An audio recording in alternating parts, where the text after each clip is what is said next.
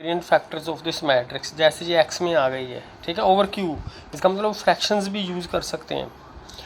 तो उसी तरह से इसको स्मिथ नॉर्मल फॉर्म में कन्वर्ट कर देना है, रो ऑपरेशंस और कॉलम ऑपरेशंस लगा के। देखो ये डायगोनल्स आगे नॉन जीरो, वन वन को डिवाइड कर रहा है, वन तो इसको डिवाइड करेगा ही, तो जो नॉन जीरो डायगोनल्स हैं ये इनवेरिएंट्स आ जाएंगे इसके। अब तीन नॉन जीरो जो रोज़ हैं इसकी, इसका मतलब इसकी रैंक हमारे पास 3 आ जाएगी। जो डायगोनल एलिमेंट्स हैं इनको ही हमने इनवेरिएंट्स कहना है जो नॉन जीरो होते हैं। उसके बाद है टॉर्शन एलिमेंट। लेट एम एक मॉड्यूल है over an integral domain R, then x element of M is a torsion element if annihilator of x non zero. That is, इसका क्या मतलब है कि एक ऐसा नॉन ज़ीरो एलिमेंट मिल जाएगा कि आर को एक्स से मल्टीप्लाई करेंगे ज़ीरो आ जाएगा।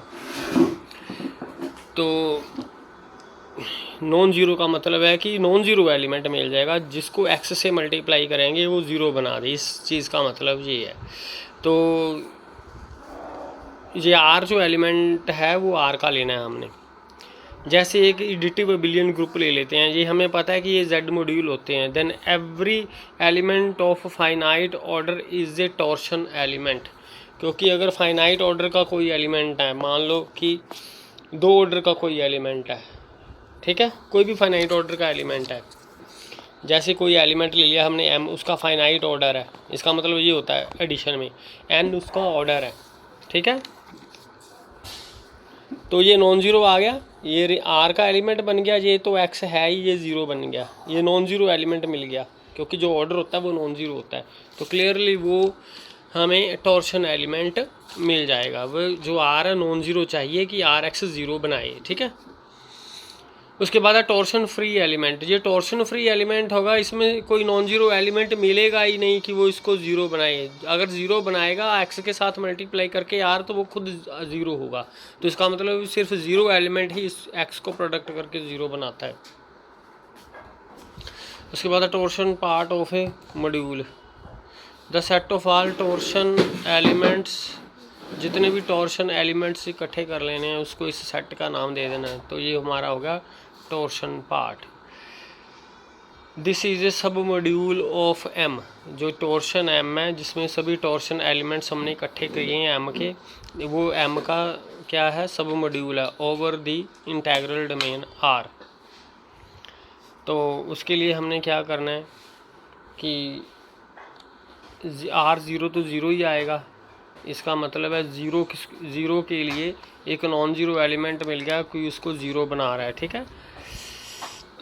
तो इसी तरह तो ज़ीरो क्या हो जाएगा, हमारा टॉर्शन एलिमेंट हो जाएगा। तो अगर ज़ीरो इसमें बिलोंग कर गया तो ये नॉन एम्प्टी सेट है। अब इसके बाद हमने कोई 2 एलिमेंट लेने हैं इसके। तो क्योंकि ये टॉर्शन एलिमेंट्स हैं तो नॉन ज़ीरो एलिमेंट्स मिल जाएंगे, इनकी प्रोडक्ट ज़ीरो आ जाएगी बाय डेफिनेशन। अब उसके बाद R1 R2 X1 minus X2। अब देखना कि 2 एलिमेंट्स लिए हैं, उनकी डिफरेंस भी टॉर्शन आए, तो इनको इनके साथ मल्टीप्लाई करेंगे हम जब, ठीक है।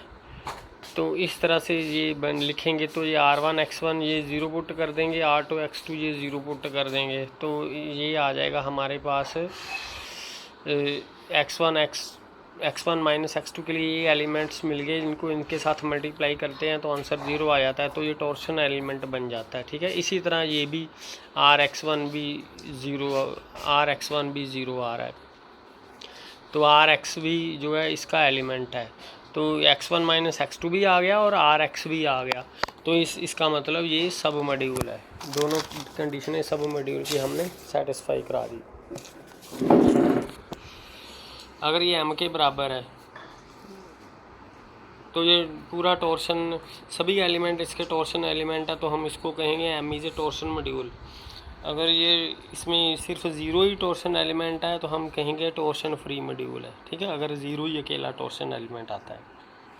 Finite abelian group A as Z module है, तो ये टॉर्शन मॉड्यूल है, और ये वाला जो मॉड्यूल है z ओवर z, ये टॉर्शन फ्री मॉड्यूल होता है, ठीक है। उसके बाद ये वाली थ्योरम हमारे पास, for any module m over an integral domain r this quotient is a torsion free. तो इसमें इस तरह के एलिमेंट होते हैं। एम, ये एम इसका एलिमेंट है और ये वाला इसको ऐसे लिख सकते हैं एलिमेंट को, जैसे हमने ग्रुप थ्योरी में पढ़ा था। ये टॉर्शन एलिमेंट है, ठीक है। हमने शो करना है कि ये टॉर्शन फ्री है। सपोज कर लो ये टॉर्शन एलिमेंट है। अगर ये टॉर्शन एलिमेंट है, कोई नॉन ज़ीरो एलिमेंट मिलेगा, इनकी प्रोडक्ट जो होगी ज़ीरो आएगी। तो इनकी प्रोडक्ट ज़ीरो आएगी, तो इसमें ये ज़ीरो होती है, तो इसका मतलब इनकी प्रोडक्ट इसके बराबर आनी चाहिए, ठीक है। उसके बाद इसको हम ऐसे लिख सकते हैं आर एम प्लस दिस, ये हमारा मल्टीप्लिकेशन का फार्मूला होता है इसका। अब आर एम इनको आर एम प्लस दिस इसके बराबर है, तो हम कहेंगे आर एम टॉर्शन एम को बिलोंग करता है। जो आर एम है टॉर्शन एम को बिलोंग करेगा। इसका मतलब आर एम टॉर्शन एलिमेंट, अगर टॉर्शन एलिमेंट है तो एक नॉन ज़ीरो एलिमेंट मिल जाएगा कि इसके साथ मल्टीप्लाई करेंगे आंसर ज़ीरो आ जाएगा। तो क्योंकि एस आर नॉन ज़ीरो है, अब एस आर एम आर को भी इसके साथ एडजस्ट कर सकते हैं, इसको ऐसे लिख सकते हैं। तो ये नॉन ज़ीरो एलिमेंट दोनों मिल गए आर के हैं, तो ये भी आर का एलिमेंट है। तो एम, ये इसको ज़ीरो बना रहे हैं, तो एम भी टॉर्शन एलिमेंट आ जाएगा, ठीक है। अगर एम इसको बिलोंग करेगा तो कोशेंट का जो रिज़ल्ट है हमारे पास, जैसे इसमें ये आता है, तो इसी तरह हम अगर एम इसको बिलोंग करता है तो एम टॉर्शन एम को हम इस तरह से लिख सकते हैं, ठीक है। ये कोशेंट में जो रूल होता है। तो ये वाला एलिमेंट ज़ीरो बन गया, ये ज़ीरो है ना, इसमें ये ज़ीरो है। अगर ये एलिमेंट खुद ज़ीरो बन गया तो इसमें सिर्फ ज़ीरो टॉर्शन, इसके टॉर्शन में सिर्फ ज़ीरो एलिमेंट ही है। जिसमें के टॉर्शन में ज़ीरो एलिमेंट ही हो, हमने देखो कोई भी एलिमेंट लिया, हमने शो कर दिया कि अगर ये टॉर्शन एलिमेंट है तो सिर्फ ज़ीरो ही एलिमेंट है ये। तो इसके टॉर्शन में अगर सिर्फ ज़ीरो हो तो ये टॉर्शन फ्री होता है।